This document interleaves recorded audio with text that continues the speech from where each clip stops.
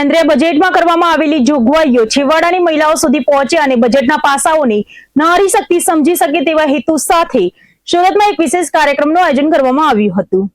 સુરત શહેર ભાજપ કાર્યાલય ખાતે મહિલા સંવાદ કાર્યક્રમ યોજાયો હતો, જેમાં બજેટની મહિલા લક્ષી યોજનાઓ પર ચર્ચા કરવામાં આવી હતી। સુરત શહેર ભાજપ કાર્યાલય પાંડેસરા ખાતે કેન્દ્રીય બજેટના અનુસંધાને મહિલા સંવાદ કાર્યક્રમ યોજાયો હતો। આ કાર્યક્રમમાં કેન્દ્ર સરકાર દ્વારા રજૂ કરવામાં આવેલા બજેટમાં મહિલાઓના ઉત્થાન, આર્થિક સુરક્ષા અને રોજગારી માટે જે જાહેરાતો કરવામાં આવી છે તેની વિસ્તૃત માહિતી આપવામાં આવી હતી। શહેરના વિવિધ ક્ષેત્રો સાથે જોડાયેલી પ્રબુદ્ધ મહિલાઓ અને કાર્યકર્તાઓ આ સંવાદમાં મોટી સંખ્યામાં ઉપસ્થિત રહ્યા હતા। બજેટમાં જાહેર કરાયેલી લખપતિ દીદી યોજના, મહિલા સન્માન બચત પત્ર અને શિક્ષણ આરોગ્ય ક્ષેત્રે ફાળવવામાં આવેલા બજેટ વિશે અહીં ચર્ચા કરવામાં આવી હતી। મહિલાઓએ પણ બજેટ અંગે પોતાના મંતવ્યો રજૂ કર્યા હતા અને સરકારના મહિલા સશક્તિકરણના અભિગમને બિરદાવ્યું હતું। કેન્દ્રીય બજેટની જનકલ્યાણકારી યોજનાઓએ લોકો સુધી પહોંચાડવા માટે ભાજપ દ્વારા આ પ્રકારના સંવાદોનું આયોજન કરવામાં આવી રહ્યું છે। આ કાર્યક્રમ થકી મહિલાઓમાં બજેટ પ્રત્યેની સમજણ વધશે તેવી અપેક્ષા રાખવામાં આવી હતી। સુરતના વેસુ વિસ્તારમાં આજે રાષ્ટ્રભક્તિ અને નારી શક્તિનો અનોખો સંગમ જોવા મળ્યો હતો।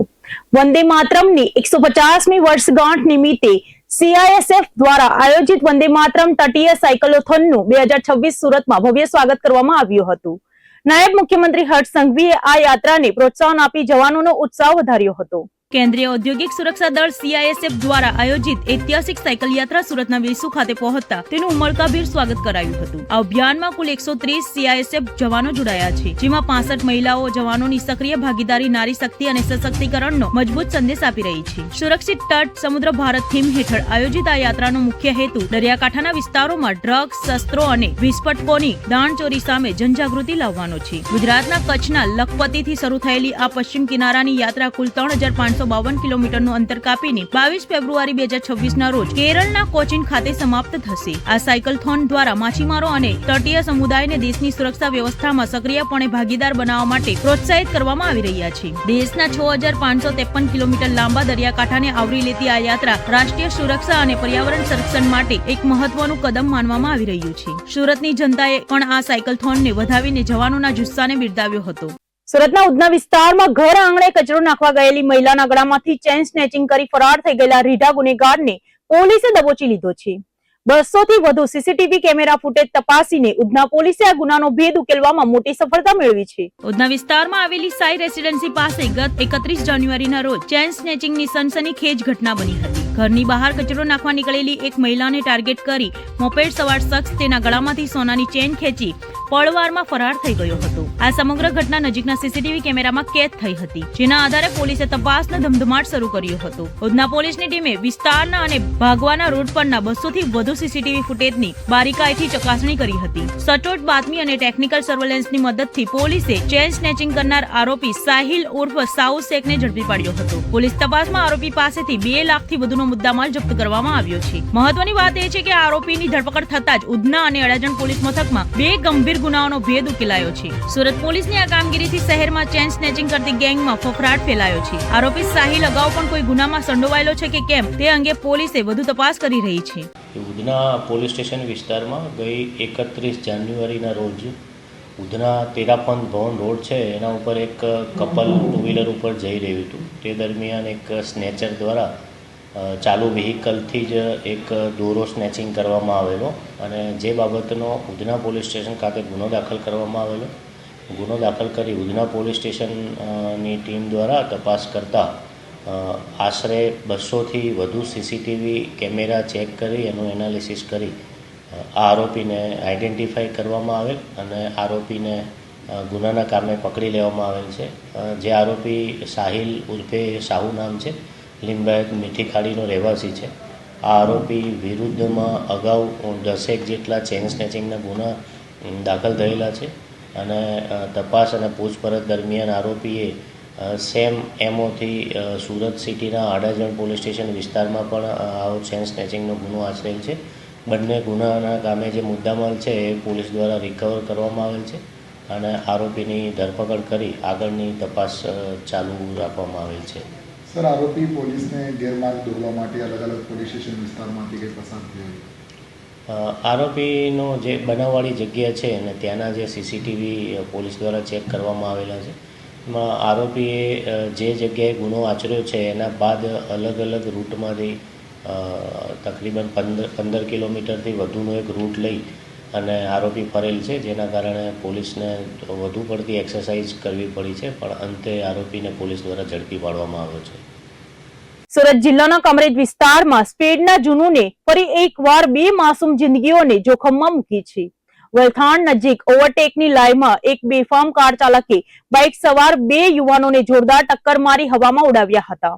હાલ બંને યુવાનો સિવિલ હોસ્પિટલમાં જીવન મરણ વચ્ચે ઝોલા ખાઈ રહ્યા છે. કામરેજના વલથાણ ગામના ગોચર ફળિયા સામે ગઈકાલે સાંજે 7:30 વાગે ગમતવાર અકસ્માત સર્જાયો હતો. ટાટા નેક્સોન કારના ચાલકે ઓવરટેક કરવાની લાઈનમાં બાઇકને અડફેટી લીધું હતું. આ અકસ્માતમાં 19 વર્ષીય કરણ સુરેશ કટારા અને 17 વર્ષીય સંદીપ દિલીપ રાઠોડને ગંભીર ઇજાઓ પહોંચી હતી. બંને ઇજાગ્રસ્તોને તાત્કાલિક સુરત સિવિલ હોસ્પિટલ ખસેડવામાં આવ્યા હતા. અકસ્માત સર્જાયા બાદ કાર ચાલક પોતાની ગાડી ઘટના સ્થળે જ મૂકીને ફરાર થઈ ગયો હતો. ઉલ્લેખનીય છે કે પરબ રોડ પર છેલ્લા 3 મહિનાથી ચાલતા આરસીસી કામના કારણે ટ્રાફિકની વલથાણ માંગડા પરબ રોડ પર ડાયવર્ટ કરવામાં આવ્યો છે. સાગડા ડાયવર્ટ રોડ પર હજારો વાહનોની અવરજવર વચ્ચે ઓવરસ્પીડિંગ અને ઓવરલોડિંગના કારણે અકસ્માતોની હારમાળા સર્જાઈ રહી છે. છેલ્લા 3 મહિનામાં અહીં 4 થી 5 લોકોના મોત નીપજ્યા છે. સ્થાનિકોનો આક્ષેપ છે કે ડાયવર્ટ રોડ પર ટ્રાફિક પોલીસ કે કંટ્રોલ પોઈન્ટનો અભાવ છે, તેમજ આરટીઓ દ્વારા પણ કોઈ ચેકિંગ કરવામાં આવતું નથી. કામરેજ પોલીસે આ મામલે ગુનો નોંધી ફરાર કાર ચાલકની શોધખોળ હાથ ધરી છે. બીજી તરફ રોષે ભરાયેલા સ્થાનિકોએ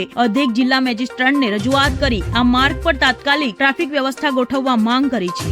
મારો છોકરો હાલના 5:30 વાગે ઘરેથી નીકળ્યો એના દોસ્તાર સાથે. એ એક દોસ્તાર મળ્યો, મને કે ચાલ ને ભાઈ થોડુંક મારે કામ છે, પૈસા કાઢવાના છે. એ દોસ્તાર ગયો, આવી ઘટના બની. કઈ બાજુ બનેલી હતી? એ વલણ ગામની આસપાસ. એ ભાઈ પછાડી બેઠેલો અને આગળ એક ભાઈ બેઠેલો. મારો છોકરો પછાડી બેઠેલો. કેટલો સમયથી રહ્યા? એ 5 તારીખે થયેલું સાંજના 5:30 આસપાસ. અમને જાણ થઈ 1-2 કલાક પછી જાણ થઈ. પછી અમે લઈ ગયા કલોદરા હોસ્પિટલ. ત્યાંથી પછી અમને કે ખૂનની કમી છે, પછી ડાયરેક્ટ અમે સિવિલમાં લાવ્યા. આપનું નામ શું છે? મારું નામ દિલીપ. છોકરાનું નામ છે જયનિક્સ. આપનું નામ? મારું નામ છે દિલીપ. કઈ સ્કૂલમાં? એ પડતેલો આપણે કામરેજ પાસે આવે ને DMB એમાં ભણતેલો, પણ એનું થોડુંક રિઝલ્ટ કમ આવ્યું. 9માં ભણતેલો. અમને રિઝલ્ટ થોડુંક કમ આવ્યું એટલે પછી નિહારમાં અમને કાઢી લીધેલો. અમને દોસ્તાર હાથે ગયો તો આવી ઘટના બની ગઈ. કેટલા સમય? કઈ તારીખને ઘટના બની? 5 તારીખે સાંજના 5:30 વાગે. શું માંગ છે હવે? શું માંગ છે આપણે? મારી જે માંગ છે આનો ન્યાય કરો, બીજું હું મેં કહી શકું છું. જેમ બને એમ જલ્દી ન્યાય કરો એટલે બીજી ઘટના આવી બનવી નહીં જોઈએ.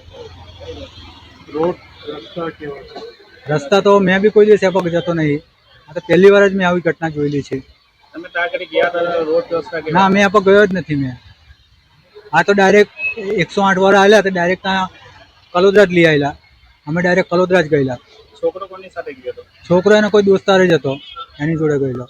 હોળીના તહેવાર પર વતન જવાની ખુશીમાં એક દુઃખદ ઘટના બની હતી, જેમાં સુરત રેલવે સ્ટેશન પર ટ્રેનમાં અતિશય ભીડના કારણે સર્જાયેલી ધક્કામુક્કીમાં એક યુવક ચાલુ ટ્રેનમાંથી નીચે પટકાતા ગંભીર રીતે ઇજાગ્રસ્ત થયો. સુરતથી બિહાર જવા નીકળેલા એક શ્રમિક યુવક સાથે હોળીના પર્વ પર દુર્ઘટના સર્જાઈ છે. તહેવારોની સિઝનમાં ટ્રેનોમાં જોવા મળતી અતિશય ભીડ આ અકસ્માતનું કારણ બન્યું છે. ટ્રેનમાં પગ મૂકવાની પણ જગ્યા ન હોવા છતાં મુસાફરો મુસાફરી કરવા મજબૂર બન્યા છે. ભીડ એટલી વિકરાળ હતી કે યુવકનો પરિવાર પ્લેટફોર્મ પર જ રહી ગયો અને યુવક ટ્રેનમાં ચડી ગયો હતો, પરંતુ ચાલુ ટ્રેને થયેલી ધક્કામુક્કીમાં તે નીચે પટકાયો હતો. અકસ્માતને પગલે સ્ટેશન પર દોડધામ મચી ગઈ હતી. ઘટનાની જાણ થતાં જ આરપીએફના જવાનોએ તાત્કાલિક એમ્બ્યુલન્સ બોલાવી હતી. ઇજાગ્રસ્ત યુવકને લોહીલુહાણ હાલતમાં સારવાર માટે સુરત સિવિલ હોસ્પિટલ ખસેડવામાં આવ્યો હતો, જ્યાં તેની હાલત નાજુક હોવા જાણવા મળી રહ્યું છે. मेरे साथ एक्सीडेंट हो गया. सूरत से जा रहा था बिहार अपने गांव. ट्रेन में भीड़ था, इसकी वजह से धक्का मार दिए लोग. भीड़ थी ट्रेन में? बहुत ज्यादा भीड़ थी. क्यों जा रहे थे आप गाँव? मैं होली की छुट्टी में जा रहा. कौन कौन था और परिवार कहाँ है? मेरी फैमिली थी. वो लोग कहाँ है? वो स्टेशन पे ही है. ट्रेन में बैठे? और लोग रह गए. हम लोग जा रहे थे और लोग वहीं नीचे रह गए. भीड़ थी इसकी वजह से. कितने बजे की ट्रेन? 4:30 बजे की थी. क्या कहोगे, किस तरह की व्यवस्था वहाँ होनी चाहिए? कोई व्यवस्था थी वहाँ पे सही से? कोई व्यवस्था नहीं थी. जब आपको धक्का मारा कोई पुलिस वाले सामने आए थे ऐसा कोई? उन लोगों ने फिर इधर भिजवा दिया दिखाने के लिए. बोला कौन सी जगह आपको धक्का मारा? वहीं पे स्टेशन के पास. सूरत अपनी ट्रेन से? जी. क्या कहोगे प्रशासन से? व्यवस्था करने के लिए और सुरक्षा, दोबारा किसी के साथ ऐसे ना हो। आपका नाम क्या है? धीरज पासवान। ओके,